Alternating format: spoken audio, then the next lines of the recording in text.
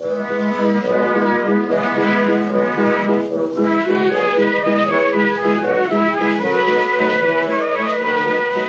to Loremen, the podcast about local legends and obscure curiosities from days of yore. I'm James Shakeshaft. And I'm James's rival and co-sleeper, Alasdair Beckett-King. In every episode, we present a piece of forgotten folklore, and at the end of the tale, apply our entirely arbitrary scoring system. Our first tale poses the age-old question: are elderly women degenerate liars?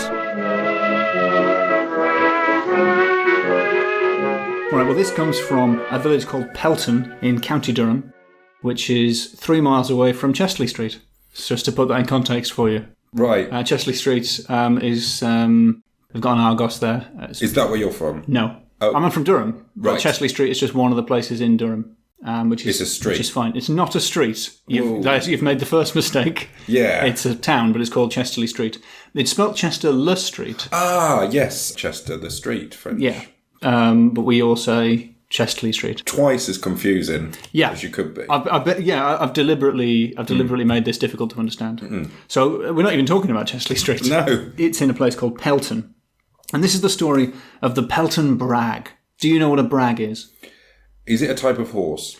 Yes. Wow. Almost. Oh. It's a sort of bogey horse. So it's a sort of a kind of magical horse that, I don't want to say haunted, sort of trolled would be the 21st century version of it. He trolled the village of Pelton. So it's an evil being. Whether the horse is evil or not is not clear. Okay, he's motivated. But in general, a brag, is it mischievous? Well, I would pronounce that mischievous. Everyone says mischievous. I read the beginnings of words. And then just strike out on your own. Yeah, I think I've got the idea, and my idea is pretty good. But it certainly is a mischievous creature. In a book called Bishopric Garland, which is good because it's got the word bishopric in it, which is always a nice word. And it sounds like it's got in it. Doubly entertaining. Sir Cuthbert Sharp took down the story by finding a 90-year-old woman in Pelton. The book is 1834. And she is in her 90s, and all of what she's saying happened presumably in a time that only she remembers, and therefore some of the less believable parts of the story. During a dream in the mid 1700s. Yeah. So that's the time frame we're looking at here for the Pelton Brag. So I'm going to read it in an impression of an old lady from Pelton, which may not be spot on. It might come out Chesterley Street. I never saw the brag. I'm just pausing there to make sure that you're on board with the accent. Yeah. All right. I never saw the brag very distinctly, but I frequently heard it. It sometimes appeared like a calf with a white handkerchief about its neck and a bushy tail. It also came like a Galloway, also another kind of horse, but more often like a coach horse, and went trotting on down the Lonin, which means lane. It went trotting along the Lonin afore folks, setting up a great nicker and whinny every now and then. So far, like a horse would. Well, like a number of different horses. Like a range of horses. It would set up a great nicker and whinny every now and then, and it frequently came like a dick-ass. Now, that's in inverted commas. So that's a direct quote. It frequently came like a dick-ass, and it always stopped at the pond at the fore Lonin end and nickered and whinnied. Now, what's a dick-ass? It's a thing that's made up of the words.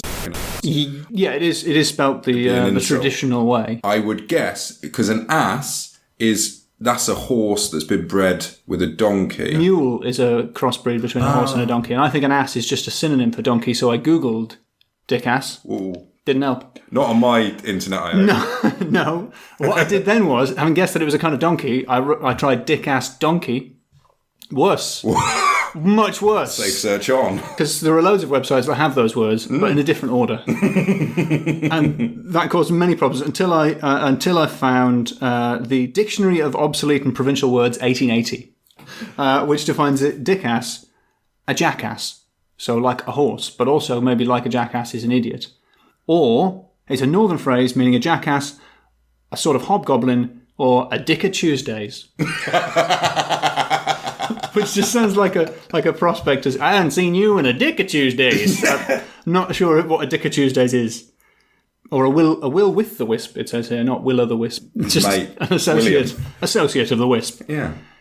So it appears to just be either a donkey or an evil donkey. And that's... Shall I proceed with more of if she's got old more. lady's account? Yeah. Well, this is where, for me, it veers into what folklorists call obvious nonsense. My brother once saw it like 4 men holding up a white sheet. I was then sure that some near relation was going to die, which was true. No details follow. My husband once saw it in the image of a naked man without a head. Dr. Harrison wouldn't believe in it, but he met it one night as he was going home and it almost killed him. But he would never tell what happened. And he didn't like to talk about it. How does she? So, yeah, but she could just tell that he'd met what could be one of several horses. Yeah. Or 4 men. It's starting to sound like several separate things. Yeah, more and more. First of all, it was a bunch of different horses. Now it's not even horses. And now it's just an inkling that she saw something in a doctor's eyes that he wouldn't speak of. Well, whenever the Brag was mentioned, he sat trembling and shaken by the fireside. Even if he wasn't at a fireside, when it was, he would have to go. He'd be in the middle of surgery, and someone would say, "The Brag." He'd have to go and sit by the fireside. I think some of the truth of the story comes out in the next passage.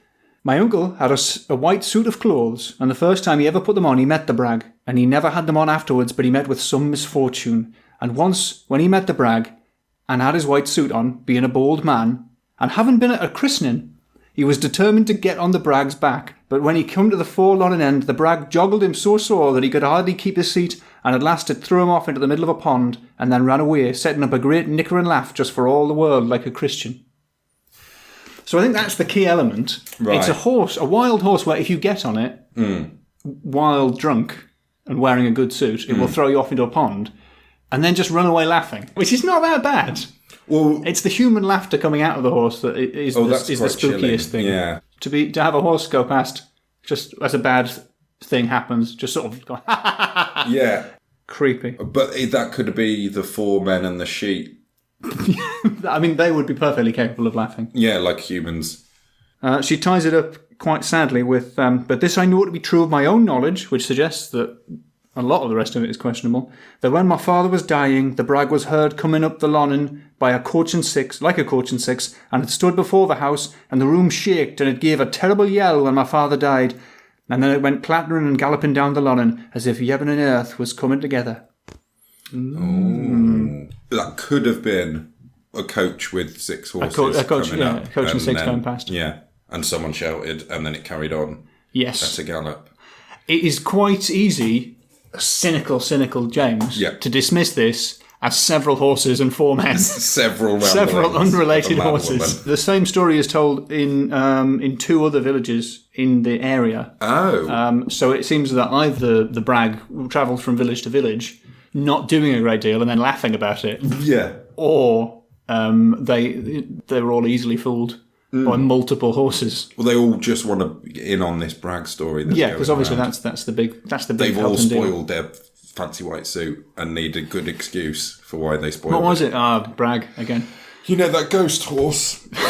Do you mean the one that looks like 4 men holding a white sheet? Yeah, and it threw you in the pond and laughed like a human, but it was definitely a horse. Yes. That's the thing about it, because there's no, usually in a story like this you'd expect there to be a bit where it explains how you could tell, but the way you could tell it was the Brag, there isn't a way that you just would know it's the Brag, because you see a horse at the same time that something bad happens. Yeah. It's the Brag. Yeah. Or you see someone who's cold by a fire, you know that they've encountered the Brag. He's seen the Brag. Even though they expressly deny it at every opportunity. Yeah. Her husband saw it as a man with no head. A naked man with no head is the only one. That is, to be honest, in the whole list of things that they saw, that's the only thing that is actually sinister and frightening. Yeah. Because a naked man with no head is a frightening sight. The 4 men and the sheet, and she knew someone was going to die.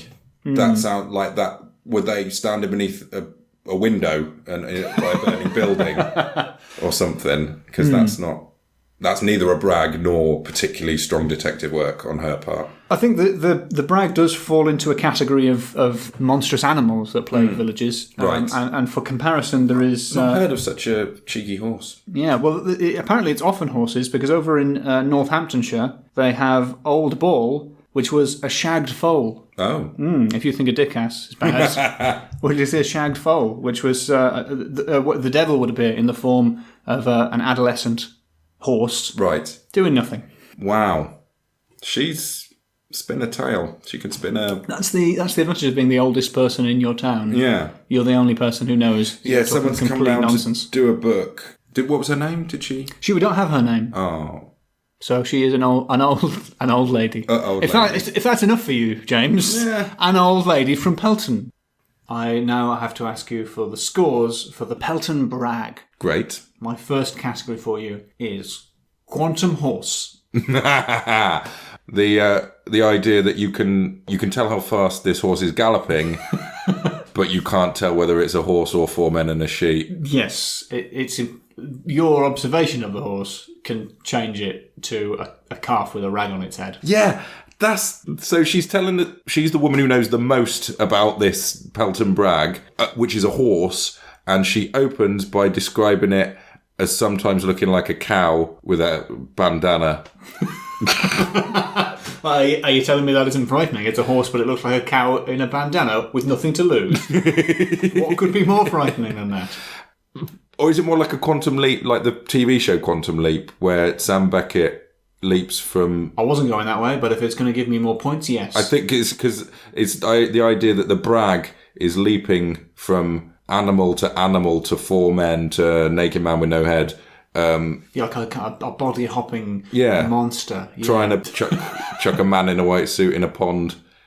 In that case... What Ziggy says, that sounds like a high score to me. That is a very high score. Al is backing us up. That is...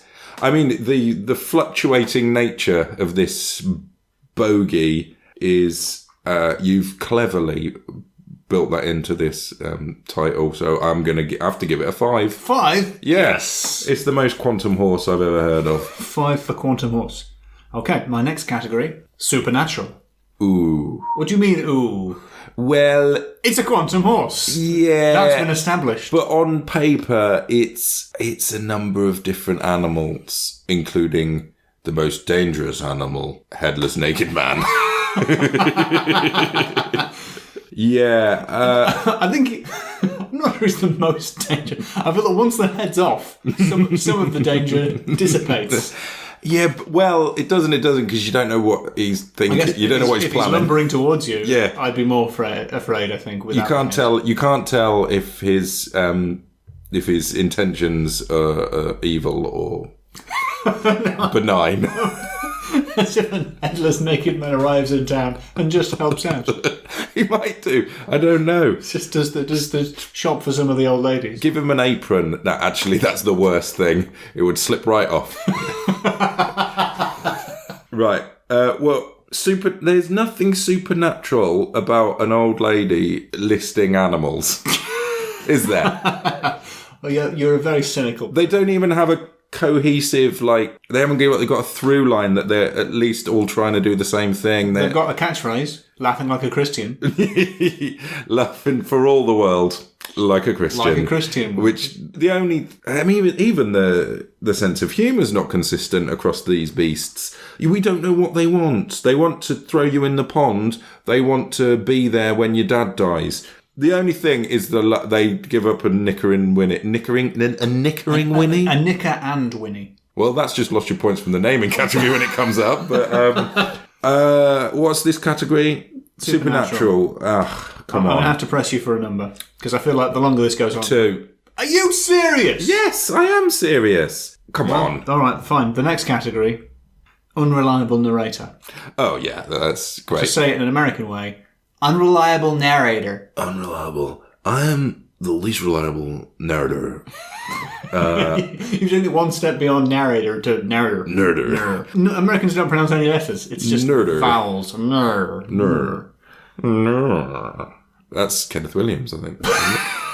Unreliable narrator. Yeah, she is the least reliable. Can you tell me a story about horses? Yes, it was a cow. And also 4 men. It's very much like American Psycho if it were an old lady in Pelton. Yes. Why? Because he's an unreliable narrator. Oh, right, and she had to return some video cassettes. Yeah, but her business card is perfect. Imagine trying to get her to tell you anything else, this old... what happened in Corrie last night? Well, EastEnders. So I'm going to press you for a score for Unreliable Narrator. Oh, 5. 5, good. Got to be. Good.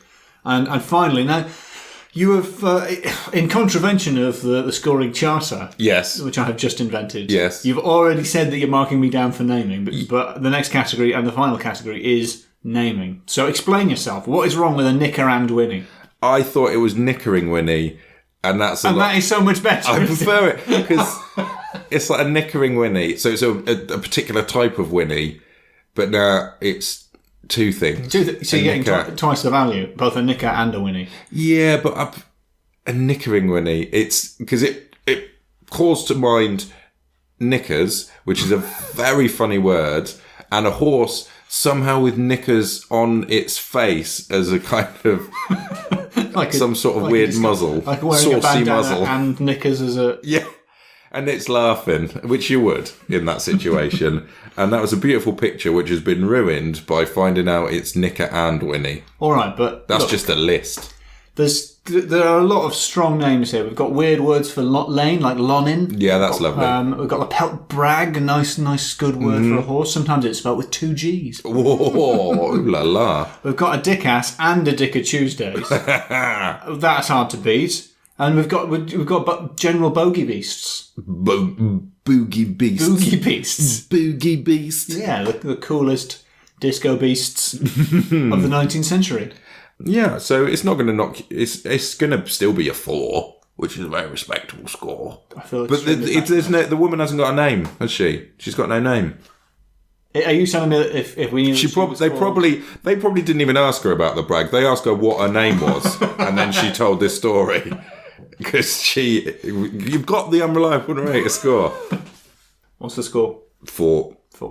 Yubbin and Yerth. Oh, Yubbin and Yerth, yeah. Yubbin and Yerth, that's lovely. Are you considering upping the 4? No, I'm just drawing over it again and colouring it in a little bit. Put a little circle around it. Just underlining it.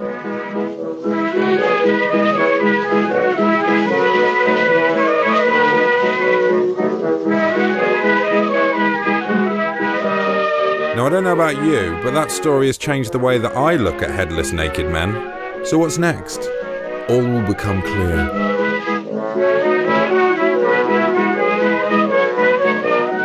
I'm just going to go for it, this one. Go for it.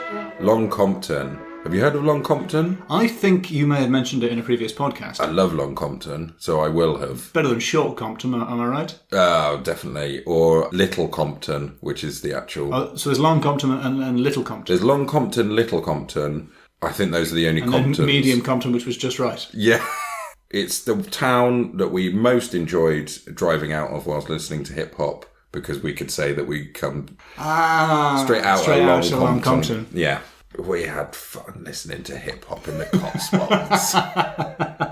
Yeah, Long Compton. First, this is just going to be a little tour around the village. There's a number of things to do with Long Compton. The church, for example, is a very old church, which St. Augustine is supposed to have visited in 604. Now, I googled St. Augustine to try and get a bit of a vibe about them, and I came up with St. Augustine of Hippo, who was the Bishop of Hippo, which is a place in Algeria, but that they died in AD 430. I like the way you're not gendering St. Augustine. Neither did they. I think it was a man. It was pretty much definitely a man. I'm pretty certain it was a man. Yeah. But I think it's very modern of you to have used the they pronoun. Yeah. Well, I think it's more indicative of my slapdash research. I don't want to get caught out. To go to the extent of not having any idea. Yeah. So it's not St. Augustine of Hippo? No, annoyingly, because then I'd be winning names right out the bag. St. Augustine of Hippo, who's the patron saint of brewers, printers, theologians, and Bridgeport, Connecticut. Yeah, it's not that St. Augustine. I mean, it's amazing to think that when he was a small boy in Hippo, he had no idea he would one day be the patron saint of Bridgeport, Connecticut. Yeah, from 354 to 430.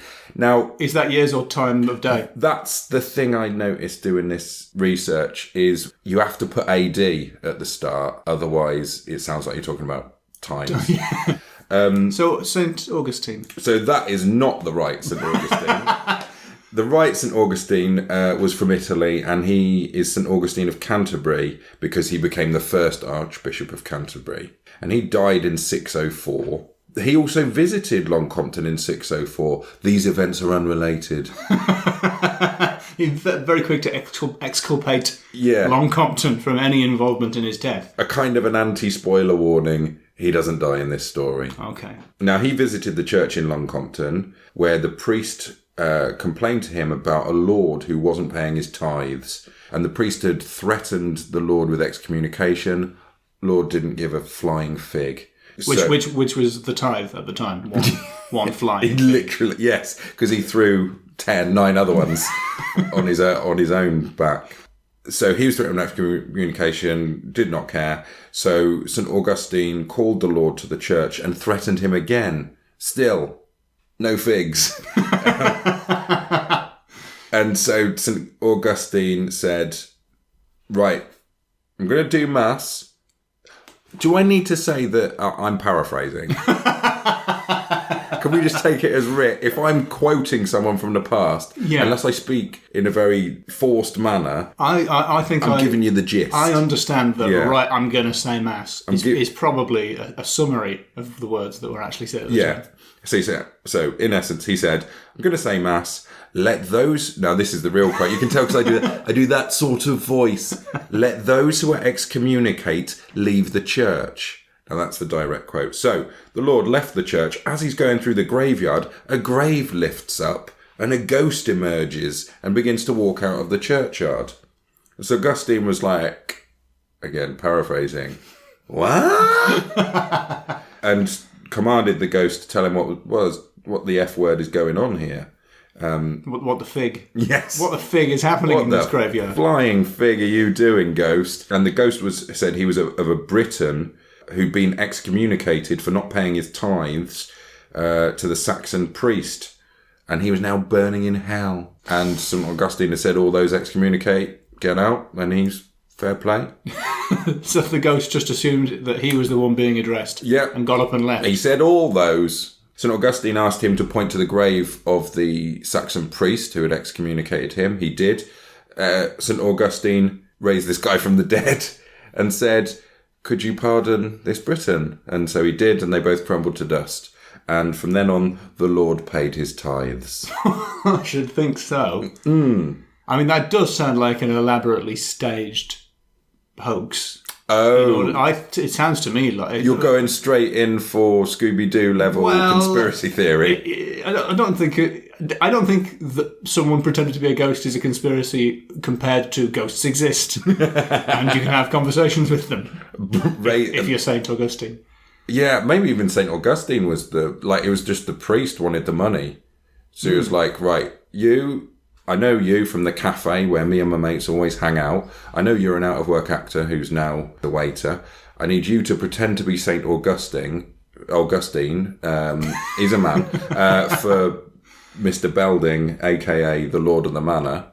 I'm talking about the plot of Saved by the Bells. Yes, okay, good. And then we'll get a couple of other mates, put a bit of sheets on, a bit of dust on their face. And then there was the other time when rolling in figs. When the Pope went away and St. Augustine threw a party for all of his friends. But they actually made a real mess of the Vatican and they couldn't clear it up in time. Yeah. They all learned a lesson. So yeah, that's just the church along. Just the church has all that. And two ghosts, a casual raising from the dead as well. Yeah, I like the way he just sort of says, where was he, by the way?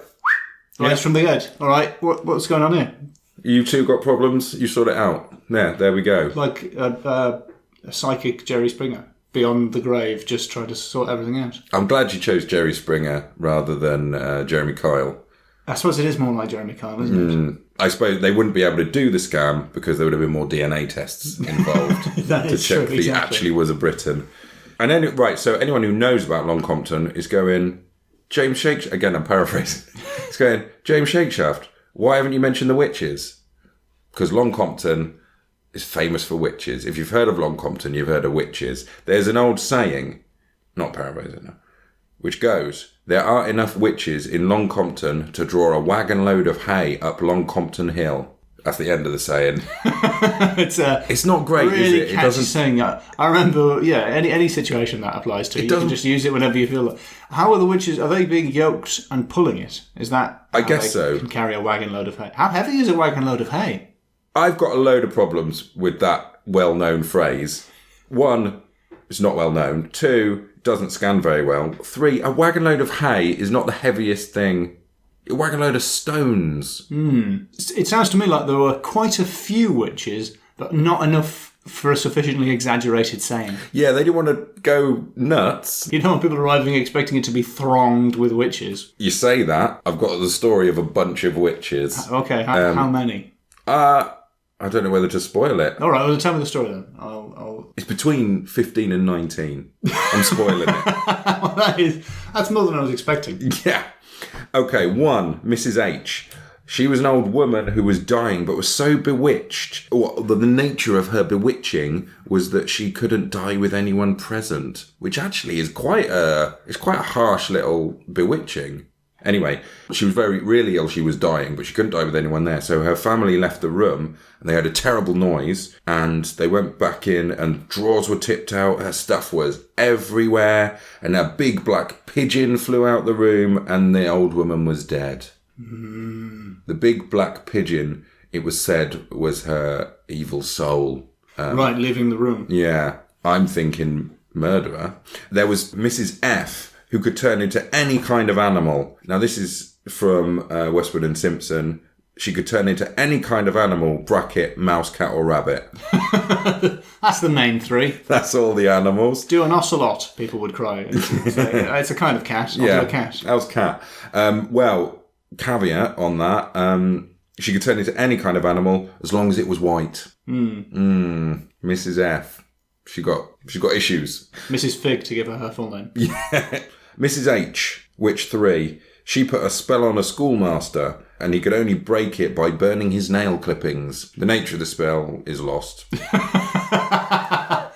Well, that traditionally you work magic on people. You need a little bit of the person, so that's why people have always been very careful of their hair clippings and nail clippings, because if a witch were to get a hold of them, they would be able to do magic against you. But it's unusual to break the spell by burning future nail clippings. So it sounds more like a preemptive defensive measure than the breaking of a spell. But hey, who am I to contradict I want to use the word evidence?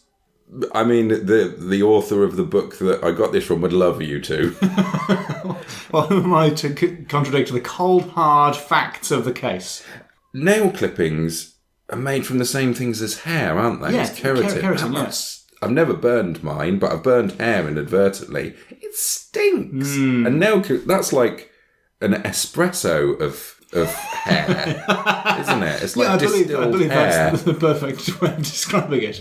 A hair espresso. And so that must really reek. Have you ever burned a nail clipping? I've never burned a nail clipping. Well, not yet. And that's why you are bewitched to this day. Unable to break the spell. Witch 4. Murder! ! And this was in 1875 in Long Compton. That's insanely late for a witch murder. So that's almost within living memory. Yeah. So in 1875, James Hayward killed the 80-year-old Anne Turner. This is going to get grim. He impaled her to the ground with a pitchfork through the neck and slashed a cross in her throat. Now, he said he wasn't trying to kill her. He was just trying to draw blood above the breath, which is a way that you can apparently take power from a witch. I mean, for a man not trying to kill someone, he's taken it a bit far with the pitchfork impaling. Whoa. It's got a tang of crazy serial killer to me about it. Incidentally, sidebar, in 1945 on Meon Hill, which is nearish by, there was a similar killing, and they never found the murderer. But they did James Hayward confessed to this crime. He said he wasn't trying to kill her, just trying to take her power away because he thought she'd bewitched him, giving him terrible stomach cramps, so much so that he couldn't work. He said that she'd made cattle and livestock ill in the village, and also that the water was full of witches. I think we're getting more of a picture of James Hayward's mental state. One of his bits of evidence against Anne Turner for being a witch was that she kept toads.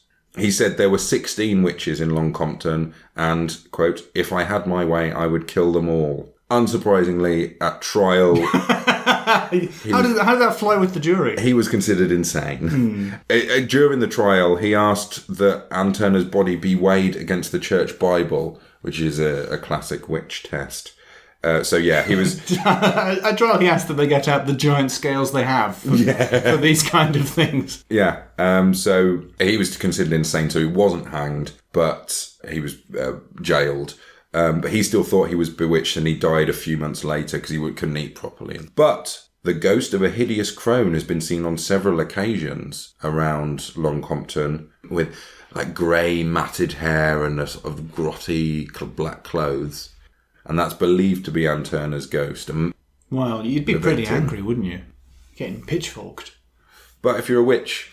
You think it's an occupational hazard for a witch? Yeah, surely. If you're going to practice the dark arts... I tend to think you're going to dance with Satan.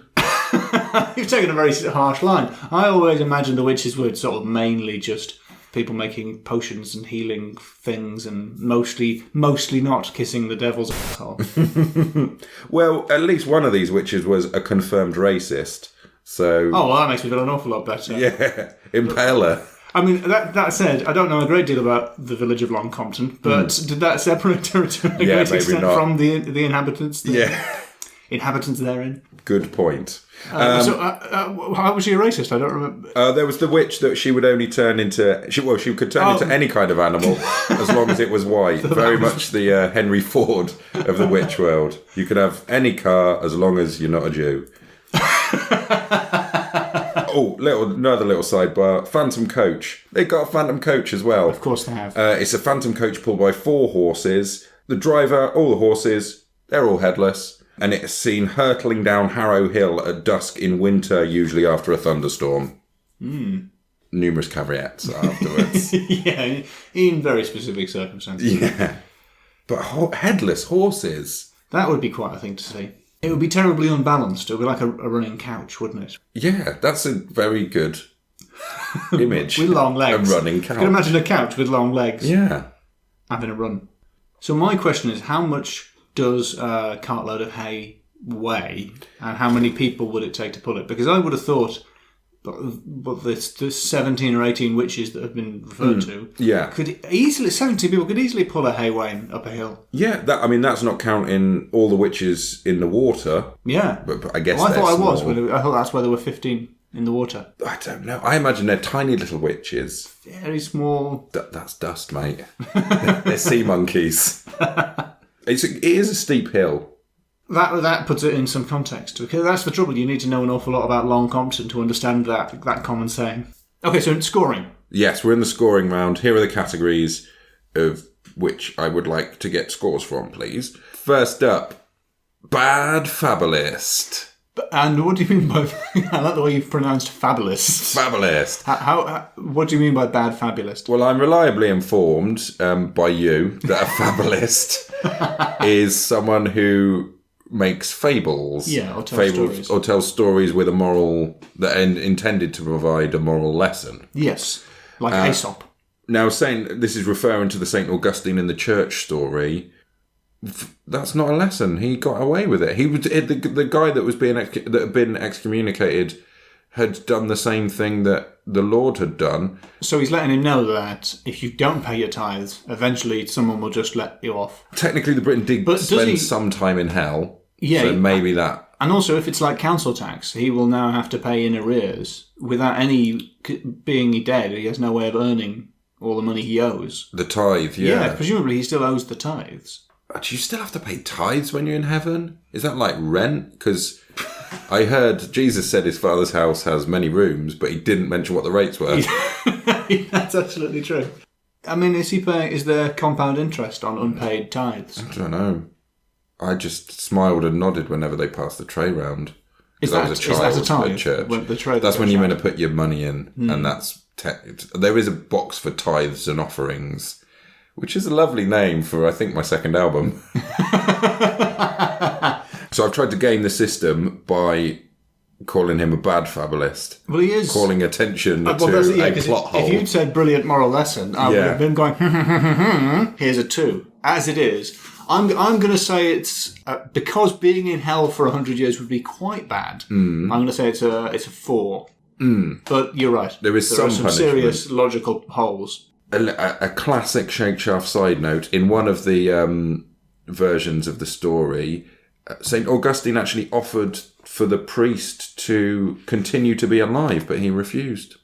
So that might be a little sort of teaching the lesson that heaven's really great. Yeah, well, that's good. You shouldn't really have brought that in. I'm going to have to knock it down to 3 now, because that makes a good point. I'm sorry. Fine. I don't make the rules. Okay. Naming.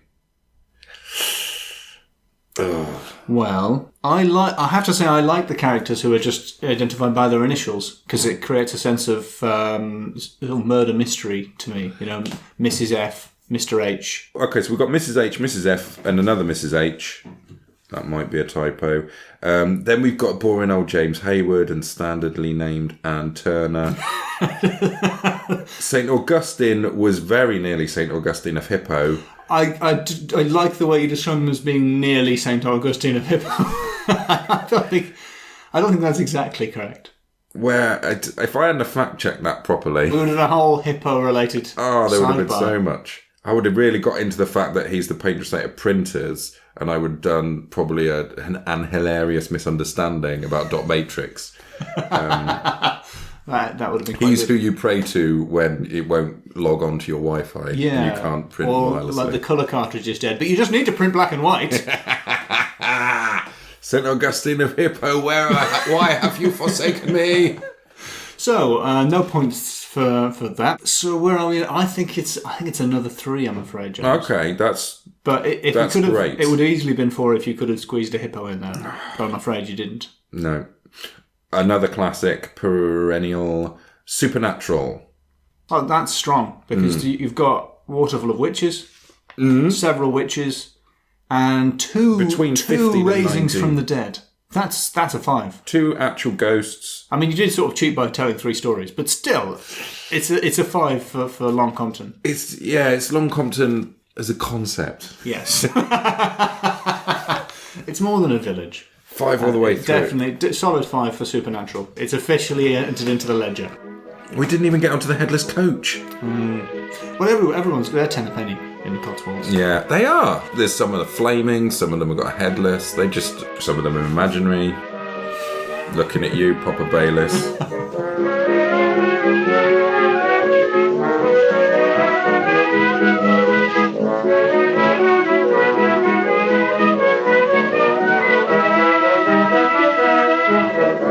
You have been listening to Loremen. The Loremen are Alasdair Beckett-King. And James Shakeshaft. If you enjoyed Loremen, please rate and subscribe in all the usual places. If you didn't enjoy Loremen, we'll set up a Reet Nicker and Winnie.